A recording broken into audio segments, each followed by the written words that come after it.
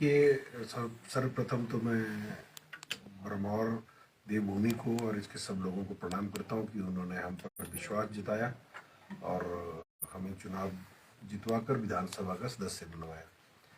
रही चुनौतियों की और प्राथमिकताओं की बात, तो सड़क, शिक्षा, स्वास्थ्य, बिजली, पानी, मोबाइल नेटवर्क, ये 6 मूलभूत समस्याएं पूरे विधानसभा क्षेत्र में हैं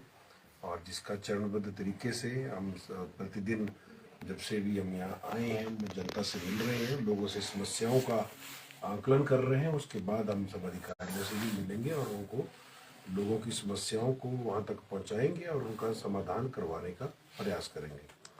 इसके अतिरिक्त हमारे क्षेत्र में एक बहुत बड़ी पवित्र मणिमहेश यात्रा होती है, जिसका प्रबंधन में काफ़ी अधिक सुधार की आवश्यकता है। सर्वविदित है, सबको जानकारी है कि मणिमहेश यात्रा के दौरान यहाँ आने वाले श्रद्धालुओं के साथ साथ स्थानीय जनता को भी भारी समस्याओं का सामना करना पड़ता है। तो यात्रा के दौरान श्रद्धालुओं को भी और स्थानीय लोगों को भी समस्या ना हो और यात्रा का संचालन ठीक तरीके से हो, यात्रा के दौरान सफाई व्यवस्था, यातायात व्यवस्था, ये सारी चीज़ें सुचारू तौर पर चलें, इसके लिए हम पूरा प्रयास करेंगे। चुनौतियां क्या हैं अभी आपके सामने, जो पिछली सरकार द्वारा छोड़ी गई हैं या उससे पहले भी जो विपक्ष द्वारा छोड़ी गई हैं? ऐसी कौन सी चुनौतियां जो आपके सामने हैं, जो आपको कठिन लगती हैं? देखिए, कठिन तो बहुत सारी चीज़ों को अगर हम आकलन करें तो कठिनाई और आसानी तो ये तो व्यक्ति टू व्यक्ति भिन्न करता है, परंतु कठिनाइयाँ तो जाहिर सी बात है, भौगोलिक परिस्थितियों को देखते हुए सबसे बड़ी कठिनाई तो यहाँ पर हमें जो अभी तक आकलन में लग रही है, वो अधिकतर जगह प्रत्येक विभागों में जो सरकारी कर्मचारियों के बहुत सारे पद हैं, अधिकारियों के पद हैं, वो रिक्त हैं, जिनको बढ़वाए जाने के लिए हम सरकार के समक्ष बहुत जल्द माननीय मुख्यमंत्री जी से मिलकर इनको भरने की हम आग्रह करेंगे।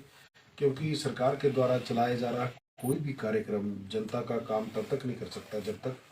वहाँ पर डिलीवर करने वाला जो सरकार का चेहरा होता है, जो अधिकारी है, जो कर्मचारी है, जब तक अधिकारियों और कर्मचारियों के पद भरे नहीं जाएंगे तो जाहिर सी बात है, प्रदेश सरकार, केंद्र सरकार कोई भी नीति, कोई भी योजना जनता के लिए लाती है तो उसका समुचित लाभ लोगों को नहीं मिल पाता। ओपीएस के मुद्दे को कैसे देखते हैं आप? देखिए, ये मैं नहीं समझता हूँ कि ये कोई बड़ा मुद्दा है और ये इस मुद्दे की वजह से तो मैं केवल इतना ही कहना चाहूँगा कि ये पेंशन की बजाय सामाजिक सुरक्षा पे बात होनी चाहिए, क्योंकि ज़रूरत केवल सरकारी मुलाजिमों की ही नहीं है, जो गैर सरकारी मुलाजिम काम करने वाले लोग हैं और प्राइवेट काम करने वाले लोग हैं, बाकी अपना काम बिजनेस करने वाले लोग हैं, एक मजदूर से लेकर एक सामान उठाने वाला, एक सब्जी बेचने वाला, टैक्सी चलाने वाला, प्रत्येक व्यक्ति को उम्र के एक पड़ाव में सहारे की आवश्यकता होती है। तो हमें ऐसा व्यक्तिगत तौर पर मेरा ऐसा मानना है कि ओपीएस और पेंशन इन सारी चीज़ों की बजाय सामाजिक सुरक्षा पे बात होनी चाहिए, ताकि जब व्यक्ति वृद्ध हो, बुढ़ापा हो, तो उसको अच्छी स्वास्थ्य सुविधा मिले, उसका देखभाल हो, उस तर्ज पर बात की जानी चाहिए, ना कि पेंशन पे बात होनी चाहिए। डॉक्टर साहब, आप शपथ ग्रहण समारोह के बाद पहली बार आपका ब्रह्मौर से विधानसभा क्षेत्र का पहला दौरा है, तो लोग अपनी जन समस्याओं को लेकर आपसे मिल रहे हैं, तो आप के द्वारा उनको किस तरीके से समस्याओं को हल करने का सुझाव दिया जा रहा है? देखिए, अभी तो जो समस्याएं लोग हमारे समक्ष ला, पेयजल के लिए कोई योजना बनाई गई, वो योजना तो बन गई, उसका काम तो हो गया, परंतु लोगों को पानी नहीं मिल पाया, लोगों के खेतों में पानी नहीं पहुंच पाया। तो इस तरह की योजनाओं के क्रियान्वयन को लेकर बहुत सारी शिकायतें लोगों की हमारे पास पहुंची हैं। तो इन सारी शिकायतों का आकलन करने के बाद हम जो उप मुख्यमंत्री हैं प्रदेश सरकार के और जो जल शक्ति विभाग को भी देख रहे हैं, उनके समक्ष हम इस बात को रखेंगे और जरूर इसमें कोशिश करेंगे कि लोगों की इस तरह की समस्याएं, क्योंकि देखिए, पीने का पानी लोगों को मिलना ये अति आवश्यक है और आज़ादी के इतने वर्षों के बाद भी अगर लोग पीने के पानी के लिए संघर्ष करें तो ये एक शर्मनाक बात है। दूसरा, भरमौर विधानसभा क्षेत्र में, चाहे आप भरमौर की तरफ देख लो, चाहे होली नाला की तरफ देख लो, कई अनेकों पावर प्रोजेक्ट्स यहाँ पर काम कर रहे हैं, जिसकी द्वारा बनाई गई ऊर्जा से पूरे देश की ऊर्जा की जरूरतें पूरी हो रही हैं। परंतु हमारे क्षेत्र की बिजली की समस्याएं, चाहे वो ट्रांसफार्मर को लेकर हो, चाहे वोल्टेज को, चाहे वो बिजली की लाइन को लेकर हो, चाहे पावर कट को लेकर हो, वो समस्याएं, अनेकों समस्याएं, खासकर सर्दियों के समय में तो लोगों को बहुत अधिक इस समस्या से जूझना पड़ता है। तो हम लोगों को यह आश्वस्त करते हैं कि चरणबद्ध तरीके से सारी उनकी समस्याओं का, बिजली से संबंधित समस्याओं का, पानी से संबंधित समस्याओं का समाधान करवाएंगे। इसके लिए जैसे जैसे हमारे अधिकारियों के साथ समीक्षाएं होती जाएंगी, हम अधिकारियों के समक्ष इन सारी बातों को उठाएंगे और जरूरत पड़ी तो सरकार के पास भी इन सारी चीज़ों को लेकर जाएंगे। सर, जल शक्ति विभाग द्वारा अभी हाल ही में 15 लाख की राशि हैंडपंप पावर मोटरों के लिए खर्च की गई है, लेकिन अभी सर्दियों के मौसम के चलते भी किसी को इसकी सुविधा नहीं मिल पाई है, तो इस पर आप क्या कहेंगे? बिल्कुल, इस बारे में हम अधिकारियों से भी बातचीत करेंगे और उसके बाद इसका समाधान निकलवाने की कोशिश करेंगे, और अधिकारियों के स्तर पे अगर इसका समाधान नहीं निकलता है तो फिर उसके ऊपर जाकर सरकार के समक्ष इन सारी बातों को रखेंगे। डॉक्टर साहब, एक बेरोजगारी का मुद्दा है भरमौर पांगी क्षेत्र का। अक्सर आपकी जनसभाओं में देखा जाता है और जो भी आपके कार्यक्रम होते हैं, तो बेरोजगारी को लेकर काफ़ी ज़्यादा युवा जो है वो आपके पास आते हैं।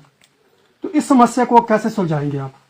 देखिए, क्योंकि इस मामले अभी आप सरकार के साथ भी नहीं है, विपक्ष में बैठे हुए हैं, ये तो आपके लिए काफ़ी ज़्यादा चुनौतीपूर्ण होगा। मैं बिल्कुल इस बात से सहमत हूँ। बेरोजगारी एक बड़ी समस्या है और ये केवल भरमौर विधानसभा की समस्या नहीं है, ये पूरे दुनिया में, देश में ये समस्या है। और ऐसा कोई भी व्यवस्था, ऐसा कोई भी देश, ऐसा कोई भी प्रदेश नहीं है जहाँ सबको सरकारी नौकरी मिल जाए, और ये संभव भी नहीं है कि प्रत्येक व्यक्ति जो है वो सरकारी नौकरी करे। प्रदेश सरकार जो वर्तमान में नवगठित सरकार है, उसकी तरफ से भी ये आश्वासन दिया गया है कि उनकी ये गारंटी है कि 1 लाख रोजगार युवाओं को वो देंगे। तो उसमें हम आशा करते हैं कि कुछ भरमौर के लोगों को भी उस 1 लाख में से कुछ हिस्सा हमारे युवाओं को भी मिलेगा। इसके लिए हम सरकार के समक्ष इस बात को भी उठाएंगे, और हम तो युवाओं के बीच में जाकर जागरूकता लोगों को ये बताकर कि केवल और केवल सरकारी नौकरी के भरोसे ना बैठे, अपने जो जवानी के जो संघर्ष के दिन है उसको यूं जाया ना करें, उसके दौरान कोई ना कोई कार्य करें। तो उनको सेल्फ हेल्प ग्रुप बनाएं, कोई बहुत सारी सरकारी योजनाओं का काम करने के लिए लोगों को अनुदान मिलता है, अपना काम शुरू करें, स्वरोजगार के साधन तलाशें, और इस तरह से तलाशें कि खुद को भी सक्षम बनाएं और अपने साथ साथ और अन्य लोगों को भी रोजगार के साधन उपलब्ध करवाएं। अच्छा, एक और प्रश्न है, पांगी और भरमौर जो कि आपकी उतराला वाली सुरंग है या सड़क मार्ग है, और पांगी को भी जोड़ने वाला, तो उन दोनों मुद्दे काफ़ी ज़्यादा ये चर्चित हैं और लोगों को आपसे काफ़ी उम्मीद है उस मामले में। तो क्या इस मामले कहाँ तक आगे बढ़ेगी, बात कैसे बढ़ेगी? देखिए, हम बहुत जल्द केंद्र सरकार के भूतल परिवहन मंत्री से भी हम मिलेंगे इस बात को लेकर, और मैं प्रेस के माध्यम से चंबा जिले के सब लोगों को इस बारे में बताना चाहता हूँ, खासकर वह लोग जो इस पहाड़ से जो रहते हैं, भीतर रहने वाले लोग हैं, कि होली उतराला मार्ग अगर बनता है तो ये केवल और केवल होली के लोगों के लिए नहीं, बल्कि चंबा जिले के समस्त लोगों की जीवन की दिशा और दशा बदल देगा। तो इस बारे में सब चंबा जिले के लोग और चंबा जिले के सब जनप्रतिनिधि, हम सब लोग मिलकर अगर हम प्रयास करेंगे तो हमें लगता है कि ये जल्द ही ये समस्या जो है इसका समाधान होगा, क्योंकि होली उतराला रोड बन जाने से चंबा जिले के लोगों को बाकी प्रदेश से जुड़ने के लिए कम समय लगेगा, संसाधनों की भी बचत होगी, समय की भी बचत होगी, और लोगों को भी बहुत सुविधा मिलेगी। तो ये केवल भरमौर के होली क्षेत्र के लिए सुविधा नहीं होगी, बल्कि पूरे जिले के भाग्य बदलने के लिए होली उतराला मार्ग की अति आवश्यकता है। और एक जनप्रतिनिधि होने के नाते मैं अपने विधानसभा क्षेत्र के ही बात नहीं करूंगा, मैं तो केवल अपने सब जनप्रतिनिधियों को, चंबा जिले के हम 5 विधायक जो भी हैं, चाहे वो सत्ता पक्ष के चाहे विपक्ष के, मैं उन सब के समक्ष ये मुद्दा रख के उन सबसे ये विशेष आग्रह भी करूंगा कि इस दिशा में हम मिलजुल कर प्रयास करें, क्योंकि जिला हमारा अपना है और अपने जिले के लिए अगर हम मिलजुल कर काम नहीं करेंगे तो हमारे जिले का यूं ही पिछड़ेपन का दाग जो है वो हटेगा नहीं। पांगी के मुद्दे पर देखिए, पांगी के लिए भी सबसे बड़ी जो समस्या है वो है कि भौगोलिक परिस्थितियां, पांगी पहुंचना, जैसे इस समय में अगर पांगी जाना हो तो बहुत मुश्किल है, या तो दूसरे राज्य से या तो दूसरे जिलों से जाना पड़ता है, और वहां पहुंचकर पांगी घाटी के भीतर इस समय भारी बर्फबारी की वजह से एक गांव से दूसरे गांव में जाना बहुत मुश्किल है। इसके लिए भी हम विशेष ध्यान देने की हमें आवश्यकता है, और प्रदेश सरकार के साथ साथ केंद्र सरकार के भी जनजातीय विकास मंत्रालय से हम पांगी घाटी की विषम परिस्थितियों को लेकर अपने जो भी योजनाएं हैं, जैसे वहाँ पर कोई इस तरह की व्यवस्था हो कि लोगों को 12 महीने बाकी दुनिया से उनकी कनेक्टिविटी बनी रहे, इस तरह की किसी व्यवस्था पे, परमानेंट व्यवस्था पर केंद्र सरकार, प्रदेश सरकार विचार करे, ऐसा हम उनके बीच में जाके मुद्दा उठाएंगे। सर, मेरा एक सवाल है कि जो एक खनी गिरिम्मा का रोड का कार्य लगा हुआ है वो आज दिन तक रुका हुआ है, उस बारे में क्या करना चाहेंगे आप? आपके ध्यान में आई? मेरे ध्यान में ऐसी बहुत सारे विषय हैं, बहुत सारे रोडों के काम लटके हुए हैं, और जब मामले की तह तक पहुंचे हैं तो जानकारी यहाँ मिल रही है कि बहुत सारी जगहों पर इस तरह की चीजें हैं कि कुछ व्यक्तिगत कारणों की वजह से वहाँ पर काम नहीं हो पा रहे हैं। और वो कारण क्या है कि कोई एक व्यक्ति बीच में जमीन देने को मना करता है, कोई उस वजह से काम लटक जाता है। इसलिए तो मैं तो सब लोगों से ये आग्रह करना चाहूँगा कि ये रोड किसी व्यक्ति विशेष के लिए नहीं बनेंगे, ये रोड आपके क्षेत्र के भाग्य बदलने के लिए बनेंगे, और सब मिलजुल कर सहयोग करें। हम ये तो चाहते हैं कि रोड बने, पर जमीन मेरी जमीन में ना बने, इस तरह का मानसिकता जो है उससे हमें बाहर आना होगा, और सब लोग मिलजुल कर, गाँव के लोग अगर सहयोग करें तो इस सारी समस्याओं को, क्योंकि ये खनी गिरिम्मा जिस रोड की आप बात कह रहे हैं, जब हम स्कूल में पढ़ते थे तब से हम स्कूल को बोर्ड देखते आ रहे हैं कि निर्माणाधीन, तो ये बहुत बड़ी समस्या है। और हम व्यक्तिगत तौर पर भी प्रयास करेंगे कि जहां अड़चन आ रही है उन अड़चनों को व्यक्तिगत तौर पर हम सुलझाने का प्रयास करेंगे।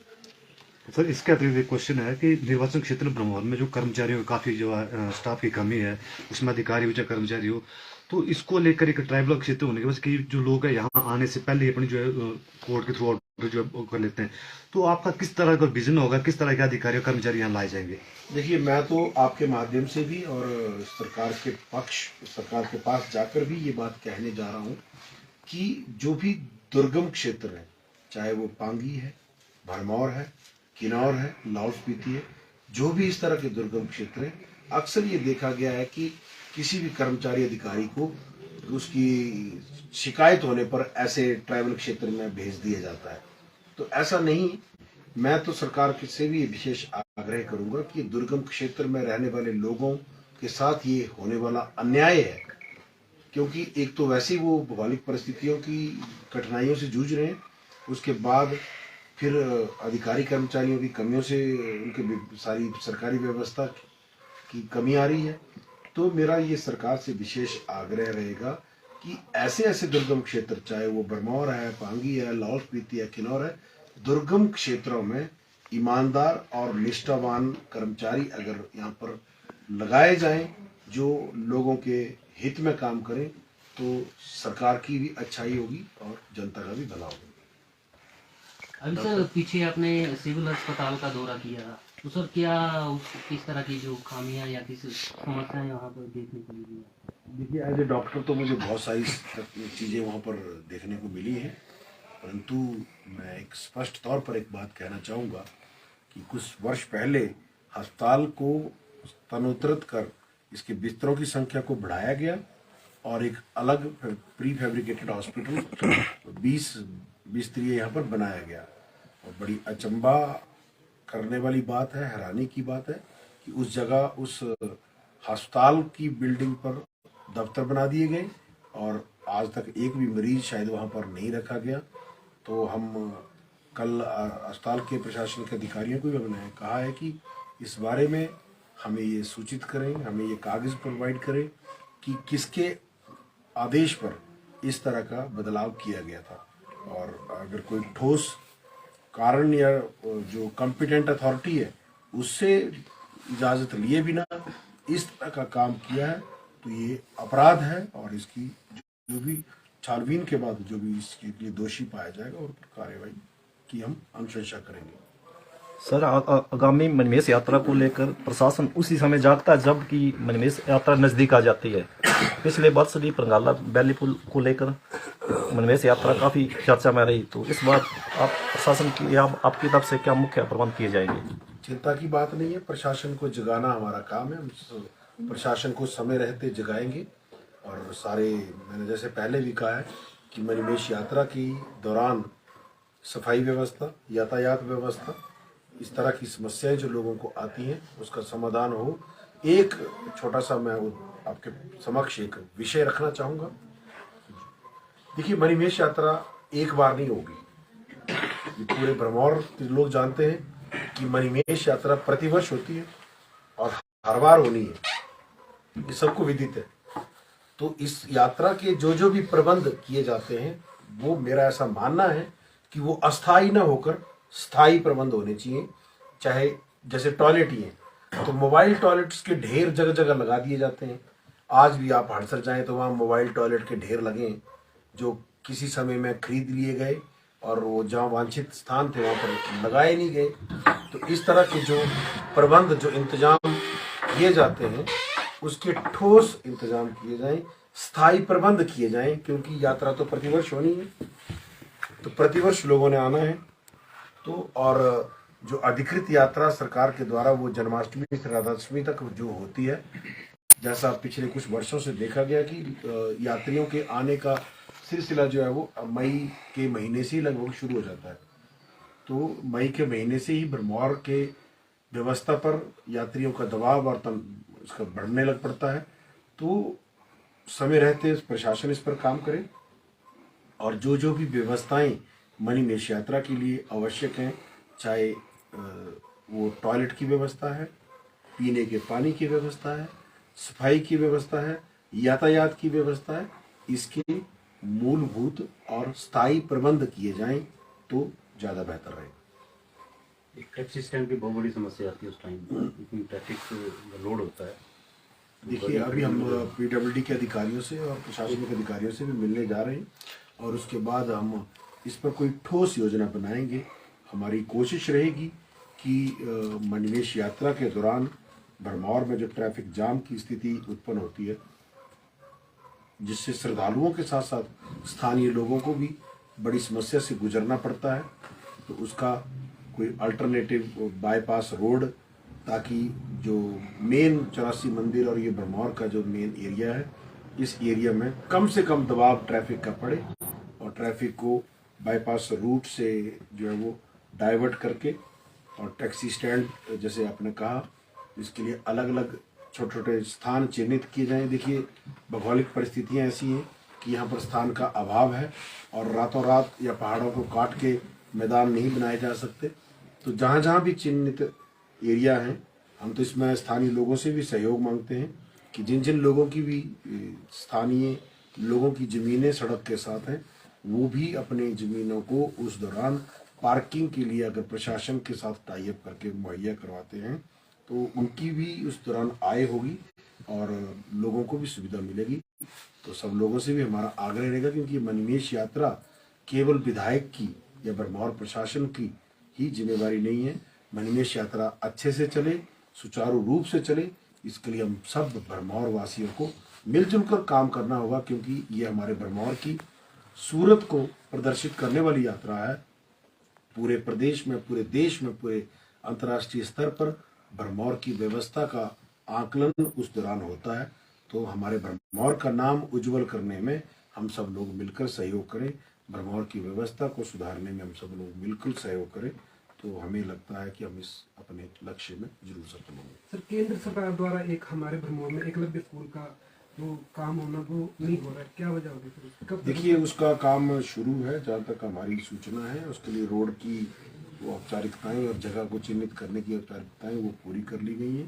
तो अब बहुत जल्द हम